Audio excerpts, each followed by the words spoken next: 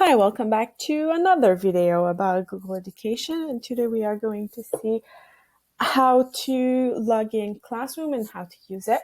So first thing, you will receive an email, has an invitation to join a class. It's going to look like that. And you click on Rejoindre le cours. And you are in. Important things on Classroom is first the Google Meet link is here, so you don't have to look for it. It's already there. Every communication will be here. So le flux, and everybody can write something here and just publish it.